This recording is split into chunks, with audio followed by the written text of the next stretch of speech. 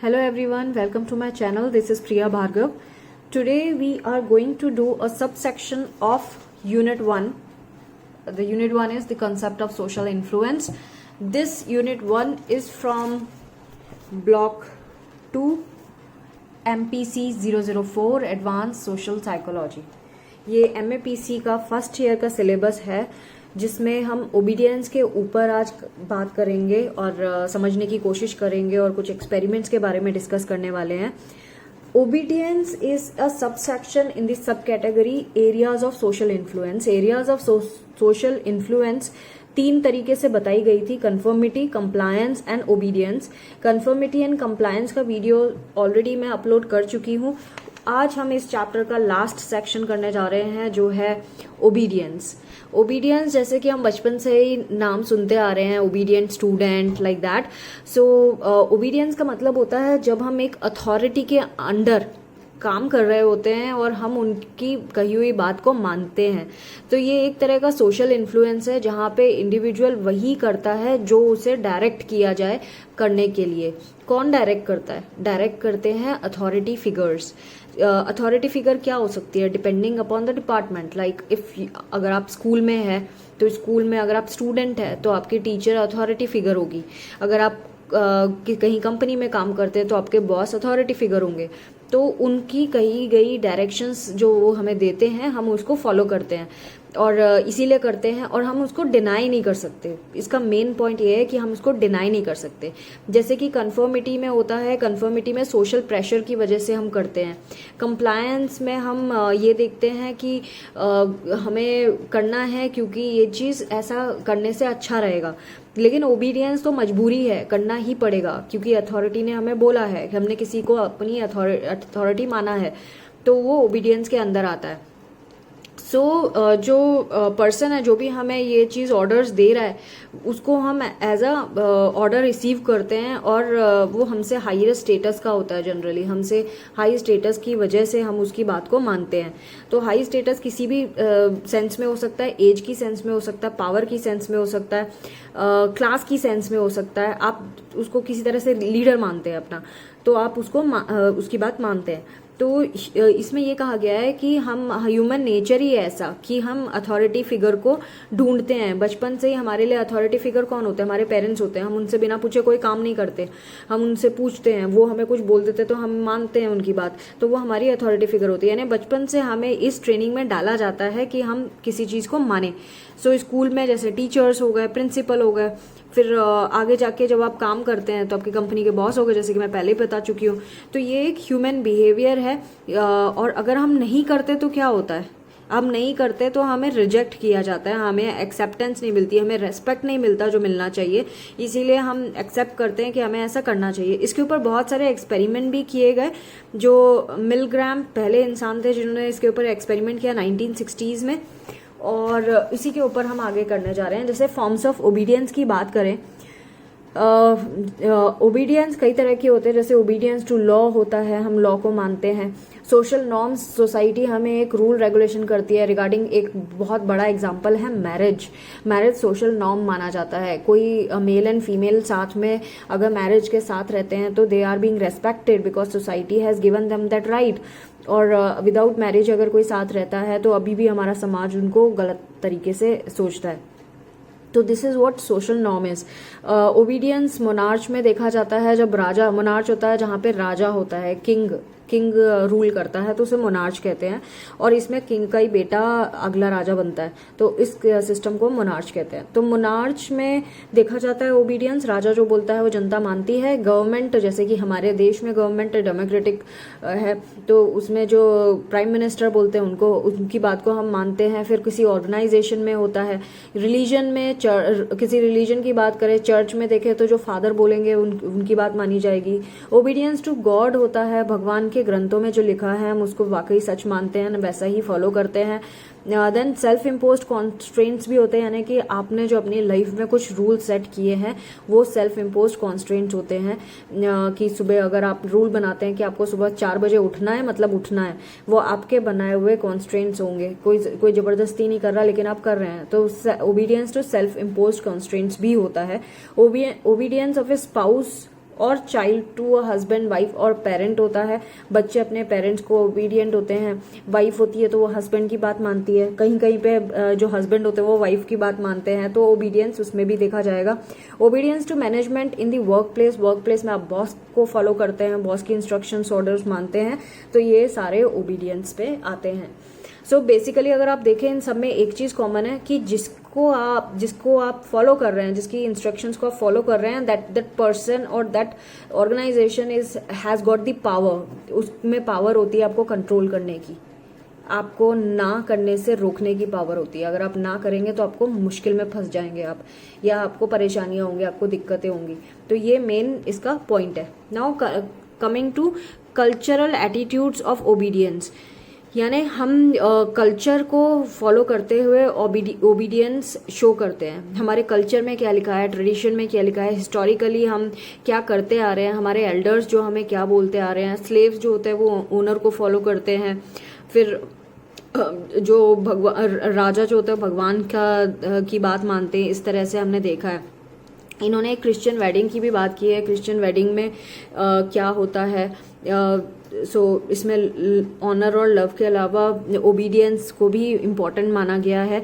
अब नहीं है लेकिन पहले बहुत होता था। अब जब से विमेन्स सफरेज का मतलब होता है जब औरत ने अपने हक के लिए लड़ना शुरू कर दिया।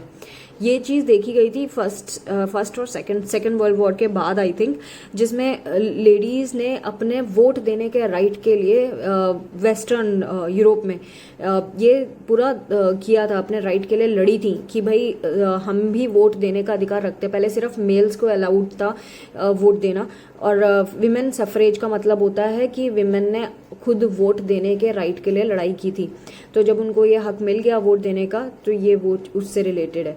फेमिनिस्ट मूवमेंट यानी कि औरतों के हक के लिए जो मूवमेंट चले हैं, जितने आगे काम किए औरतों ने खुद अपने हक के लिए, तो ये सारी चीज़ें इसमें आती है।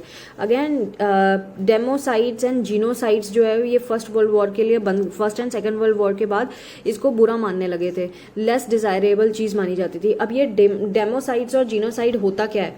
डेमोसाइड होता है जब कोई सरकारी आदमी बिना हथियार वाले, मतलब अनआर्म्ड पर्सन को मार देते हैं, उसको बोलते हैं डेमोसाइड। मतलब जो पावर में इंसान है वो सामने वाले का कत्ल कर देगा, चाहे सामने वाले के पास कोई हथियार नहीं होगा अपने बचाव के लिए, तो उसको डेमोसाइड्स कहते हैं। जीनोसाइड का मतलब होता है एक पूरी जीन कैटेगरी वाले लोग होते हैं। जीन कैटेगरी मतलब एक पर्टिकुलर रेस के, एक पर्टिकुलर ग्रुप के या एक पर्टिकुलर क्रीड के जो लोग होते हैं उन सबको खत्म कर देना। जैसे कि ज्यूज को खत्म कर रहे थे, हिटलर ने खत्म किया था, तो उसके बारे में बात की जा रही है। जीनोसाइड वो होता है कि पूरी एक की एक रेस मिटा दी जाए मार के। तो ये फर्स्ट और सेकेंड वर्ल्ड वॉर के टाइम पे देखा गया था। अब उसको वो अनडिजायरेबल माना जाता है। ये मैं क्यों बता रही हूँ, ये हम पढ़ रहे हैं कल्चरल एटीट्यूड्स टू ओबीडियंस। तो पहले किस तरह का अपने मास्टर की किस हद तक बात मानते थे और कितने कितने क्राइम हुआ करते थे उस टाइम पे। तो फिर उसके बाद सिविल राइट्स आया। ऐसा लग रहा है हम आज हिस्ट्री पढ़ रहे हैं बेसिकली। सो इसमें ये सारे जो हैं स्कूल बुक्स में लिखे गई हैं चीज़ें, और अगर आप यूपीएससी का एग्जाम दे रहे होंगे तो ज़रूर अपने ये सारे टॉपिक्स गए होंगे, पढ़ा होगा इसके बारे में। तो सिविल राइट्स एंड ये प्रोटेस्ट मूवमेंट्स बहुत सारे हुए second half of the 20th century. 20th century मतलब 1900 की जो रीडिंग होती है, 1950 के बाद की बात कर रहे हैं। तो ये इसके बाद इसमें बहुत सारा रिडक्शन भी आ गया इस कैटेगरी में, क्योंकि हमारा कल्चर इसको एक्सेप्ट नहीं कर रहा था। वेस्टर्न कल्चर इस चीज़ के खिलाफ था आगे जाके। सो मॉरल डिसीजंस लेने पड़े कि एथिकल जजमेंट कैसे करेगा कोई इंडिविजुअल, क्या सही है और क्या गलत। तो ये था कल्चरल एटीट्यूड टू ओबीडियंस, मतलब हमारा जो कल्चर है वो उस वक्त क्या मानता है हम उसके अकॉर्डिंगली एक्ट करते हैं। पहले ऐसा होता था, डेमोसाइड जीनोसाइड, इसीलिए ऐसा होता था, बट अब नहीं अच्छा माना जाता, इसलिए अब नहीं करते लोग। Now obedience training of human beings, ये जो ट्रेनिंग इसमें ये बात की जा रही है, अगर आप जानते हो तो जो जानवर होते हैं, जो पालतू पेट एनिमल्स होते हैं, उनकी ट्रेनिंग भी की जाती है। उनको जब ट्रेन किया जाता है तो उनकी कंडीशनिंग की जाती है। सो दैट जब वो उनकी कंडीशनिंग होती है, जिसको बोलते हो ऑपरेंट कंडीशनिंग, ऑपरेंट कंडीशनिंग होती है, ये भी हम आगे पढ़ेंगे कुछ जब आएंगे टॉपिक, तो मैं ऊपर आपको जो जितने भी मैं वीडियोस एक्चुअली बनाती हूँ उसमें मैं कहीं ऊपर टॉपिक जो होता है वही मेंशन कर देती हूँ जो मेजर पार्ट होता है उस पूरे लेक्चर का। सो इस लेक्चर में हम ओबीडियंस के बारे में बात कर रहे हैं, तो इसको मैं थोड़ा शॉर्ट में ही बताऊंगी। ऑपरेंट कंडीशन का मतलब होता है जब हम रिवार्ड की कोई कंडीशन रखते हैं और रिवार्ड को देखकर सामने वाला काम करता है। ज़्यादातर ये दुनिया वैसे ही चलती है, रिवार्ड से ही चलती है। तो अगर जैसे हमें किसी डॉग को ये सिखाना है कि वो कब उसको सिट बोलने से, सिट वर्ड सुन के वो बैठेगा, तो अब हम उसको खाने की चीज़ देंगे अगर वो सिट बोलने पे बैठता है, तो वो डॉग ये सीख जाएगा कि अगर इन्होंने सिट बोला तो मैं बैठ जाऊंगा, और मैं बैठूंगा तो ये मुझे खाने के लिए देंगे। तो इसने कनेक्ट कर लिया खाने की चीज़ को सिट से। तो धीरे धीरे ये ऐसा होगा कि वो बिना खाने की चीज़ के सिट सुनते ही साथ बैठना शुरू कर देगा। ये एनिमल की ट्रेनिंग होती है जो कराई जाती है। और दूसरा तरीका होता है पनिशमेंट दे के कराना, कि अगर वो सिट बोलने पर बैठा नहीं तो उसको पिटाई पड़ेगी, तो वो पिटाई के डर से बैठना शुरू कर देगा। सो इस तरह से एनिमल को ट्रेन किया जाता है। तो obedient training of human beings में यही बताया जा रहा है कि ऐसे ह्यूमंस को भी ट्रेन किया जाता है। अगर आप मिलिट्री की बात करें, डिफेंस की बात करें, तो सोल्जर्स को भी ऐसे ही चीज़ें सिखाई जाती हैं। अगर आप देखें, जब ये पाकिस्तान ने इंट्रूजन कर लिया था 1999 में हमारे देश में, ऊपर करगिल युद्ध हुआ था, करगिल वॉर हुआ था, तब यही चीज़ कितना डिफ़िकल्ट टेम्परेचर, कितना डिफ़िकल्ट था ऊपर चढ़ना पहाड़ियों पे, स्टिल फौजियों ने लड़के चढ़ के और अपना झंडा फहराया था टाइगर हिल पे। तो ये बताती है चीज़ कि हमारे ये जो फौजी हैं, फौजियों को जब सोल्जर्स को ट्रेनिंग, लोग सोचते हैं अरे army life is very happening and ये वो, ऐसा कुछ नहीं होता। बहुत डिफ़िकल्ट लाइफ जीते हैं सोल्जर्स, उन्हें बहुत डिफ़िकल्ट ट्रेनिंग दी जाती है, टफ ट्रेनिंग दी जाती है, तब जाके वो इतने डिफ़िकल्ट काम कर पाते हैं। एक आम इंसान के बस की नहीं है वो करना। तो जो सोल्जर्स हैं उनको इन सारी चीज़ों में ट्रेनिंग देते हैं। पहले कम डिफ़िकल्ट काम देते हैं, फिर धीरे धीरे प्रॉब्लम्स बढ़ाते जाते हैं, डिफ़िकल्ट पार्ट बढ़ाते जाते हैं, और इतना ज़्यादा ट्रेन कर देते हैं कि अगर उनके हेड ने उन्हें कुछ ऑर्डर दिया है तो they will do it no matter what. तो इस तरह का नी जर्क ओबीडियंट रेस्पॉन्स कहते हैं उसको, कि कुछ भी करना है। तो इस तरह की ट्रेनिंग होती है। ये इसी की बात कर रहे हैं, obedience training of human beings. तो ये जो NSG के कमांडोज होते हैं, इनको इससे भी ज़्यादा टफ ट्रेनिंग दी जाती है। तो that is why they are able to do and we see them as heroes. Now coming to experimental studies of human obedience. I would like to say to those people who are pursuing some dreams, जो ये सोचते हैं कि उनको अपनी किसी भी चीज़ की तैयारी कर रहे हो, कुछ UPSC की कर रहे होंगे, कुछ नीट की कर रहे होंगे, तो जो भी अपने एंट्रेंस की तैयारी कर रहे हैं, उन बच्चों से मैं कहना चाहूँगी कि हिम्मत मत हारिए। दुनिया में हर खूबसूरत चीज़ बहुत मुश्किल से मिलती है और बहुत मुश्किलों के बाद मिलती है। तो हमारी ये मुश्किलें हैं, ये हमें और स्ट्रॉन्ग बना रही हैं और पावरफुल बना रही हैं और हमें पॉलिश कर रही हैं। तो do not ever give up, करते जाइए, आगे मज़ा आएगा सीखने में। Okay, now experimental studies of human obedience के बारे में बात करेंगे। बहुत सारी एक्सपेरिमेंटल स्टडीज़ हुई, मिलग्राम ने की थी, मिलग्राम एक्सपेरिमेंट देखेंगे हम, स्टैनफोर्ड प्रिजन एक्सपेरिमेंट के बारे में भी बात करेंगे, एंड हॉफलिंग हॉस्पिटल एक्सपेरिमेंट। ये 3 एक्सपेरिमेंट है इस सेक्शन में। देखिए यहाँ पे स्टार है अगेन, क्योंकि मैं हर एक वीडियो में बोलती रहती हूँ, आप ध्यान रखें अगर समटाइम्स इफ़ आई फॉरगेट, कि जहाँ जहाँ आपको रेड मार्क का निशान दिख रहा है, रेड स्टार, यानी कि ये प्रीवियस एग्जाम में आ चुका है और आगे भी आएगा। फर्स्ट हम मिलग्राम के एक्सपेरिमेंट की बात करेंगे जो उन्होंने 1961 में किया था, और ये जानना चाह रहे थे कि अथॉरिटी फिगर का कितना असर होता है किसी से काम करवाने में, ओबीडियंस का क्या रोल है अथॉरिटी फिगर से। तो मिलग्राम ने अपने एक्सपेरिमेंट से ये प्रूव किया था कि ज़्यादातर जो लोग होते हैं वो ओबे करते हैं अपने अथॉरिटी फिगर को। तो इसमें ओबीडियंस किस तरह से किया वो यहाँ पे इन्होंने एक्सपेरिमेंट किया। इन्होंने 2 इंडिविजुअल रखे, 2 इंडिविजुअल इस एक्सपेरिमेंट में जब रखे तो उन्होंने मेमोरी और लर्निंग के ऊपर उन्होंने ये बोला कि हम स्टडी कर रहे हैं मेमोरी एंड लर्निंग के ऊपर। उन दोनों में से जो 2 लोग थे, दोनों में से एक को टीचर बना दिया गया और दूसरे को स्टूडेंट बना दिया गया। कंडीशन वॉज कि स्टूडेंट को कुछ वर्ड पेयर दिए जाएंगे लर्न करने के लिए, और वो वर्ड पेयर का आंसर उसको बताना है जब टीचर पूछेगी। और अगर वो गलत बताता है तो उसको इलेक्ट्रिक शॉक लगेगा। अब इलेक्ट्रिक शॉक की क्या कंडीशन थी कि इलेक्ट्रिक शॉक शुरू होगा 15 वोल्ट से, मतलब पहली गलती करेगा 15 वोल्ट और 15 वोल्ट की इंक्रीमेंट करते जाएंगे हर एक अगले शॉक के लिए। मतलब दूसरी बार गलत आंसर दिया तो 15 + 15 30 वोल्ट का लगेगा झटका। तीसरा गलत दिया तो 45 का लगेगा, यानी 15 की टेबल पढ़ते जाइए उतना, और 450 वोल्ट तक लगाया जाएगा।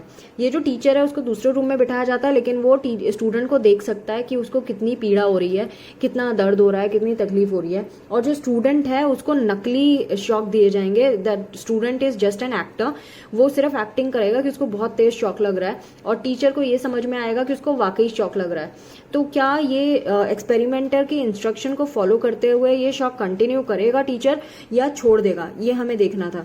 तो ये फोकस ऑफ स्टडी थी। इससे ये पता चला कि टीचर कंटिन्यू करता रहा उसको शॉक देना, क्योंकि उसको एक्सपेरिमेंटर ने बोला था कि ऐसा करना है, और उसने ये भी नहीं सोचा कि ये कितना इनसेंसिटिव है किसी को इलेक्ट्रिक शॉक लगाना, और वो लगाता गया। तो ये प्रूव करता है एक्सपेरिमेंट कि ओबीडियंस जो होता है ये ह्यूमन बचपन से सीखता आ रहा है, ये उसका बेसिक ट्रेट है जो उसके अंदर लगा हुआ है, उसकी सोसाइटी में भरा पड़ा है। इसीलिए इंसान अपने सुपीरियर की बात को मानता है, क्योंकि वो जो अथॉरिटी फिगर है वो एक प्रेस्टीज, और खास तौर से ये ओबीडियंस सबसे ज्यादा तब माना जाता है कि जो अथॉरिटी फिगर है वो बहुत प्रेस्टीजियस है, यानी कि अगर वो बहुत ज्यादा पॉपुलर है। तो इसीलिए आपने देखा होगा कि जो सेलिब्रिटीज होते हैं अगर वो कुछ बात बोलते हैं तो हम जल्दी से मान जाते हैं, क्योंकि हमें लगता है वो यार, और स्पेशली अगर उसके पास कोई अथॉरिटी भी है, अथॉरिटी हमारे ही डिपार्टमेंट का कोई ऐसा बंदा है जो काफी सक्सेसफुल है, तो हम उसकी बात बहुत जल्दी मानते हैं एज कम्पेयर टू सिर्फ अपने एक हेड की बात जो इतना सक्सेसफुल नहीं है। So this is what he had proved. Now Stanford prison experiment की बात करें, इन्होंने ये ग्रुप में किया था एक्सपेरिमेंट, और ये बताना चाह रहे थे कि कितने लोग कितने सबमिसिव एंड डोमिनेंट हो सकते हैं हायर अथॉरिटी के अंडर। तो इसमें क्या किया इस एक्सपेरिमेंट में कि 2 ग्रुप बना दिए गए, और एक ग्रुप को प्रिजनर के फॉर्म में डाला गया और एक को प्रिजन, दोनों ही ग्रुप्स प्रिजन के अंदर गए थे, लेकिन दोनों में से एक ग्रुप एज अ गार्ड बन के गया था और दूसरा प्रिजनर्स बन के गया था। गार्ड का काम था कि उनको टॉर्चर करना है प्रिजनर्स को, और प्रिजनर्स का काम था कि टॉर्चर सहना है। तो कुछ टाइम तक तो एक्सपेरिमेंटर ने जो इंस्ट्रक्शंस दिए थे वो फॉलो किए गए दोनों साइड से। प्रिजनर्स ने सबमिसिव बिहेवियर बताया और गार्ड ने वो डोमिनेंट बिहेवियर बताया। तो दोनों अपने अपने रोल करते रहे, लेकिन एक्सपेरिमेंटर की इंस्ट्रक्शंस के बजाय उन्होंने और एक्स्ट्रा अपने रोल प्ले किए हैं। जब एक्सपेरिमेंटर उन्हें इंस्ट्रक्ट नहीं कर रहा था तो भी वो लोग वही रोल प्ले करते रहे जो उन्हें कहा गया था करने के लिए। तो स्टैनफोर्ड ने ये बताया सिर्फ ओबीडियंस ही नहीं, हायर लेवल ऑफ कंप्लायंस और कंफर्मिटी भी एग्जिस्ट करती है लोगों में। लोग बहुत ज्यादा कंप्लायंस एंड कंफर्मिटी भी शो करते हैं। नाउ हॉफलिंग हॉस्पिटल एक्सपेरिमेंट क्या है? हॉफलिंग हॉस्पिटल एक्सपेरिमेंट में ये कहा गया है कि कुछ नर्सेज थी, उनको ये बोला गया था कि, और फिजिशियन, नर्स एंड फिजिशियन के रिलेशनशिप के बारे में बात की गई है। जो नर्सेज थी वो, उनको नहीं पता था कि कोई एक्सपेरिमेंट चल रहा है उनके ऊपर, लेकिन उनको एक अननोन डॉक्टर के कहने पर, एक अननोन डॉक्टर ने उनसे ये कहा उन नर्सेज से कि आप ना कोई ड्रग है उसका ओवरडोज देना है पेशेंट्स को। नर्स को पता था, नर्सेस को, कि ये ओवरडोज दिया जा रहा है, लेकिन क्योंकि उसको डॉक्टर ने बोला गया था, स्टिल 22 में से 21 नर्सेज ऐसी थी जिन्होंने ऐसा कर दिया, ओवरडोज दे दिया। 2 ड्रग्स वर नॉट रियल, नकली ड्रग थे, सो दैट पेशेंट को कुछ असर ना पड़े, लेकिन सिर्फ ये देखा जा रहा था कि क्या नर्स उसके ऊपर आवाज उठाती हैं अथॉरिटेटिव फिगर के ऊपर, या फिर वो वही कर देती हैं जो अथॉरिटी ने उसे कहा था। ये क्राइम सीन्स में बहुत देखा जाता है कि कोई ऊपर की हाई पावर का बंदा कुछ नीचे वालों को बोलता है तो वो ये भी नहीं सोचता, एथिकल ग्राउंड्स को नहीं सोचता, और वो कर देता है क्योंकि उसको अथॉरिटी फिगर ने बोला था। तो यही चीज ये प्रूव की गई है एक्सपेरिमेंट से कि जनरली ऐसा होता है 95% केसेस में। Now coming two factors that influence obedience. Obedience को कौन कौन से फैक्टर होते हैं, इंक्रीज करते हैं ओबीडियंस को? पहला है commands were given by an authority figure. Rather than another volunteer. अगर आपका फ्रेंड आपको बोलेगा तो शायद आप नहीं करेंगे, लेकिन अगर आपके किसी अथॉरिटी फिगर ने यानी आपके प्रिंसिपल या आपके बॉस ने बोला है तो आप कर देंगे वो काम। तो ये ओबीडियंस का एक एग्जाम्पल है जब ज़्यादा इंक्रीज देखी जाती है। कोई प्रेस्टिजियस इंस्टीट्यूशन के लोग कोई एक्सपेरिमेंट कर रहे हैं और उसमें वो कुछ बोलते हैं तो आप उनकी बात मानोगे, क्योंकि बहुत बड़ा इंस्टीट्यूशन है। तो बड़े इंस्टीट्यूशन में बड़े क्राइम होते हैं और बड़ी बड़ी चीज़ें हो जाती हैं, ऑल बिकॉज वो प्रेस्टिजियस है। तो नाउ अथॉरिटी फिगर अगर कुछ बोलती है तो बच्चे ज़्यादा उसकी बात को सुनते हैं, या फिर अथॉरिटी फिगर उस पर्टिकुलर एरिया में है जहाँ पे कुछ काम किया जा रहा है तो वो लोग जल्दी जल्दी ओबीडियंस दिखाते हैं। लाइक सपोज जिस दिन स्कूल में इंस्पेक्शन होता है, बच्चे हैं ना हर एक टीचर की बात मानते हैं क्योंकि उन्हें मालूम है प्रिंसिपल यहीं आसपास घूम रही है। लेकिन अगर प्रिंसिपल नहीं है वहाँ पे तो बच्चा कभी कभी अवॉइड भी मार देता है टीचर्स की इंस्ट्रक्शंस को। This we can see. Learners जो होते हैं, लर्नर अगर दूसरे रूम में है तो वो ओबीडियंस शो करेंगे। फिर अगर दूसरे सब्जेक्ट्स है किसी एक्सपेरिमेंट में, वो डिसोबे कर रहे हैं लेकिन वो दिखाई नहीं दे रहे डिसोबे करते हुए, तो वो जो पहला वाला सब्जेक्ट है वो ओबे करेगा इंस्ट्रक्शंस, क्योंकि उसे मालूम नहीं है कुछ लोग डिसोबे भी कर रहे हैं। सो इसमें यही बताया हुआ है, जितनी एक्सट्रीम कंडीशंस होती है लोग उतना ही ज़्यादा ओबे करते हैं। इवन अगर उनको ये भी पता हो कि अब वो डिसोबे भी कर सकते हैं, वो क्राइम भी कमिट कर सकते हैं, स्टिल वो लोग ओबे करते हैं। बहुत सारे फैक्टर हैं ऐसा क्यों करते हैं, एक्सट्रीम्स तक क्यों चले जाते हैं लोग ओबे करते करते। तो इनमें से फैक्टर्स क्या बताए हैं, फैक्टर्स बताए हैं कि लोग ना अपने बिहेवियर को जस्टिफाई करते हैं ओबे करने के लिए, क्योंकि वो सोचते हैं अथॉरिटी फिगर ने हमें कहा है इसीलिए हमें करना होगा, ये उनकी रिस्पॉन्सिबिलिटी है, इसीलिए वो करते हैं। और अगर उनसे कुछ गलती हुई तो रिस्पॉन्सिबिलिटी किसके सर जाएगी, अथॉरिटी फिगर के ऊपर जाएगी, क्योंकि अथॉरिटी फिगर ने बोला था, वो तो बच जाएंगे पतली गली से। तो that is why they do it. दूसरा, ओबेइंग हम क्यों करते हैं, हम अपने बिहेवियर, हमसे जो हमारे रूटीन वर्क में एक्सपेक्ट किया जाता है, हम उस बिहेवियर को इस तरह से करते हैं और जो उनसे एक्सपेक्ट किया जाता है। एंड देन अगेन वो ये सोचते हैं अगर वो डिसओबे करेंगे तो वो अथॉरिटी जो है वो ऑफेंड हो जाएगी या फिर रूड होगी, वो रूड बिहेवियर एक्सपेक्ट नहीं करेंगे अपने अथॉरिटी से, तो इसीलिए वो बुरा इंप्रेशन नहीं डालना चाहते, इसलिए करते हैं।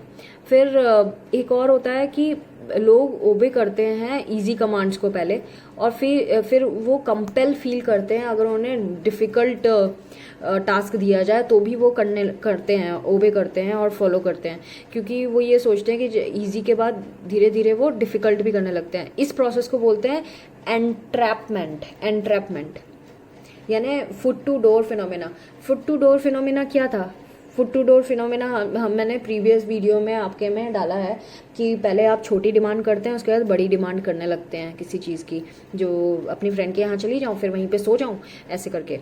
तो ये वाला फुट टू डोर फिनोमेना है, यानी थोड़ा सा काम दो उसके बाद फिर और डिफ़िकल्ट काम दो, फिर उससे ज़्यादा डिफ़िकल्ट काम दो, इस तरह से ट्रेनिंग होती है, तो इसको बोलते हैं एंट्रैपमेंट। तो ये वाले एक्सपेरिमेंट थे जो ओबीडियंस सेक्शन में थे। फ्रेंड्स, आज हमने ये फर्स्ट यूनिट ख़त्म कर दी है MPC 004 ब्लॉक 2 की। I hope my videos are useful, or please do not forget to comment below my videos. I feel good and happy and motivated when you do this, and please share my videos with other students so that they get some help in their examination to perform. Thanks for watching. Take care. Bye bye.